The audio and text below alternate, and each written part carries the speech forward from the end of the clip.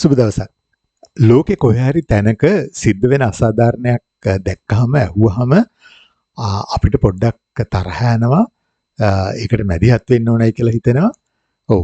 එහෙම හිතෙන්නේ නැති අයට උනත් තමන්ගේ අවට සිද්ධ වෙන මොකක් හරි දෙයක් දැක්කහම තමන්ගේ කාට හරි සිද්ධ වෙන එකක් දැක්කහම ඒ සම්බන්ධයෙන් මොන හරි කරන්න ඕන මේක අසාධාරණයි කියලා කියනවා.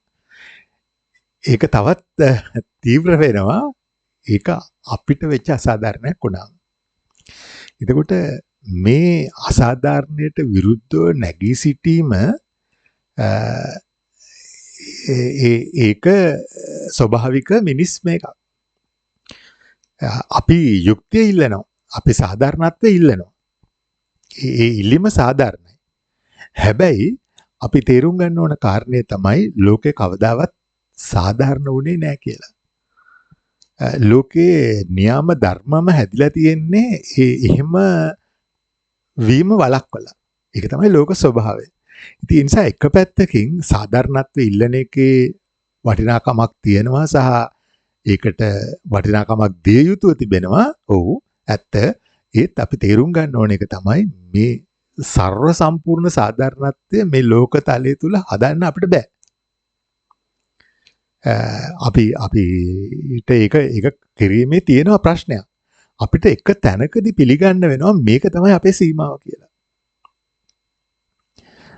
එතකොට මේ දැන් ලෝකය Tamanට අසාධාරණයක් වුණාම ගොඩක් අයට රිදෙනවා.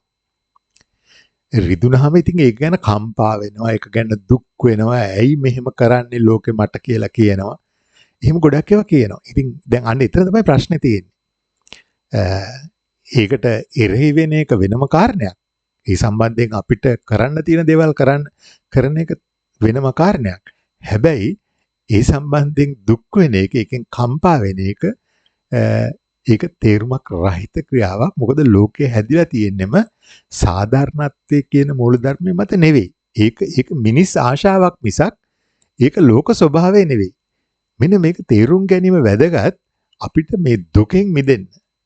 දැන් බුදුන් වහන්සේ කිව්වෙත් පිළිගන්නට ඕන අපිට සමහර දේවල් ඒවා වෙනස් කරන්න බෑ. ඒ ලෝක ස්වභාවය ඒ හැටියටම පිළිගන්න ඕන. අනිත්‍ය කියන්නේ ලෝක ස්වභාවයක්. අපේ ජීවිතයේ අවසානයේ කෙලවර වෙනවා කියන්නේ ලෝක ස්වභාවයක්. ඒ ලෝක ස්වභාවය, ඒ න්‍යාම ධර්මයේ තේරුම් ගන්නව ඇරෙන්න අපිට කළ හැකි දෙයක් නැහැ. ඒක වෙනස් කරන්න බෑ. ඉතින් ඒ නිසා මෙන්න මේ අවබෝධය ඇති කරගත්තාම ලොකු සැහැල්ලුවක් දැනෙනවා. අපේ තියෙන බොහෝ දුක්ඛන්දර අහෝසි වෙලා යනවා.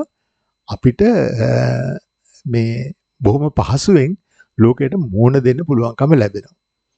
ඉතින් ඒ නිසා මගේ අදහස නම් අපි සාධාරණත්වයෙන් වැඩ කරාට කමක් නැහැ. හැබැයි ලැබෙන ප්‍රතිඵලය පිළිගන්නට ලෑස්ති වෙන්න ඕන කියන එකයි ඒක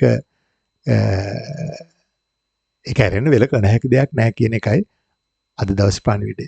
මේ සත්‍ය අවබෝධය තුළ අපිට ලොකු සැහැල්ලුවක්, විමුක්තියක් ලැබෙනවා කියන එක අමතක කරන්න එපා.